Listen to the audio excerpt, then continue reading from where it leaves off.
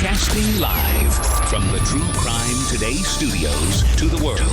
This is Murder in the Morning with Tony Bruschi and Stacey Cole. From the Hit Killers Well, it's Stacey Cole and Carol Hughes, and I want to put a disclaimer out there. I mean, it's called Murder in the Morning. You know what you're in for here. Okay. But today is, if you are an animal lover, I want you to brace yourself. It's an important story to hear, I think, but it's a bad story. And it's about. No, I told Stacey, I'm like, I don't know if I can do this one. And that's so crazy because I can talk about all kinds of creepy shit, but this, I don't know. It's just something about animal abuse and in this story. I've made no secret that I call myself now a retired veterinary technician. I was one for 8 years, and I had seen some horrific things in my time at the vet hospital. Oh, I bet. I even saw a gunshot, a dog that was shot in the mouth. Oh my God. And it was shot by a sheriff's deputy. They were doing a drug raid on a house, and a big dog came flying after one of the officers, and he shot him. And the dog was brought to us. And I actually have pictures on my phone of it because the doctor wanted me to take photos. And I'm like, okay. So I still, it's funny. I was going through my iCloud account and I'm like, what is that? Oh, that's what that is. Okay. The dog lived. The dog was fine after, some pain meds and having, some surgery. Good. But it was devastating to see. This story doesn't have that kind of happy ending. Yeah, I will just go into it. A Tennessee family is reeling from a tragic incident in which 7 of their beloved dogs were shot and killed by a sheriff's deputy while the family was out for dinner. I don't get this. Kevin Dismuke and his wife left their home for an evening out, but returned to devastating news. She said, Poe is dead. Dismuke recalled his wife telling him, referring to one of their dogs. When he got back to their property, he found only one of their dogs had survived. They were all gone except one. Now, the horrifying incident occurred when Deputy Connor Brackin, age 24, from the McNairy County Sheriff's Department, arrived at the property in response to a welfare call concerning the dogs. According to the Tennessee Bureau of Investigation, TBI, Brackin was dispatched to check on reports that the dogs were malnourished and abandoned. However, Dismuke has disputed these claims, saying that they were told the property was abandoned and the dogs were malnourished. He explained, I got the veterinary paperwork in my truck from 3 weeks ago. They all had a clean bill of health on them. A neighbor later informed the man that a deputy had arrived and just started shooting. Details from the affidavit of complaint revealed that some of the dogs were inside campers when the officer began firing. The deputy loaded his service rifle and pistol and began firing into the campers at the dogs, the affidavit alleges. Brackin reportedly fired 8 times from outside the campers and then multiple times from inside, clearing the area afterward. The TBIs confirmed that the incident was captured on his body camera. On November 12th, TBI agents issued warrants for Brackin, charging him with 7 counts of aggravated animal cruelty and 8 counts of reckless endangerment. The deputy turned himself in and was booked into the county jail, but he was released awaiting further court proceedings. The sheriff's office later confirmed that Brackin, who had only been with the department for less than a month, resigned following his arrest. Dismuke and his family remain heartbroken over the loss of their pets. The man said, I don't care if you give me $10 or if you give me 10 million, you can't replace my dogs. I don't understand this story. I get where, somebody might have called in and thought from appearances, maybe it looked like the dogs are being kept inside a camper or chained to it. I don't know. I don't know what that story is, but for some reason he ends up out there. So it would make sense if the dogs were attacking him, which we would have seen that video. That obviously is not in this story. Yeah.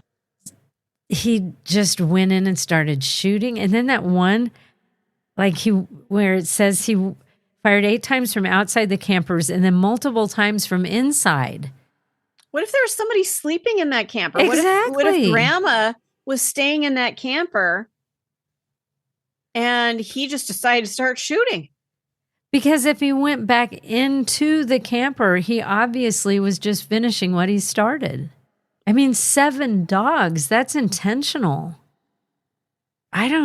There's something, like, there's a huge chunk of this missing. Like, why did you do that chunk? I don't know. I don't know. It says when he arrived, he allegedly opened fire upon the dogs for no apparent reason. I just don't get it. And this guy's got to sue the sheriff's department. I mean, you got to do something. Yeah, I would think so. You can't just kill all my dogs and get away with it. No. I'd be getting a lawyer. Absolutely. I just, there are some dog breeds, and it doesn't say what breeds these dogs are, that when they are at their peak health, sometimes they can look very skinny, very thin. It doesn't mean that they're malnourished. I mean, I feel bad if I were the neighbor, and I was just trying to protect them. Maybe, just some concern for their living conditions. That's fine. I'm concerned. And this brings up a point, and I'm going to jab where I live right now. They've eliminated the humane officer in the city that I live in. I'm not going to name it, but it's somewhere in the middle of Wisconsin. They just decided, we don't need a humane officer. Well, this is why you fucking do. Because this guy was not qualified to assess animal welfare. Right. And look what he did. You are absolutely right. This story drives home a point that I said in front of our city council. I actually got up and spoke in front of people, which I don't do. Having been in radio, I don't get up in front of people. I'm fine behind a microphone. But I got up in front of an entire room full of people and defended the need for our county, Marathon County, to keep our humane officer who had years and years and years of experience of dealings with animals who are scared, who are vicious, who all of these things. She had tremendous experience. I had dealt with her for many years at the hospital, and they just decided to eliminate the position and turn it over to officers and community service officers at that, part-timers who would be getting, I think they said 40 hours of training in animal welfare and animal handling. Fuck you. Well, and you're right. This is the perfect example of why you need that. Yeah, exactly. This is somebody, now I don't know his history, but I'm telling you, if he had even an inkling of education in dealing with animals and training, this would not have happened.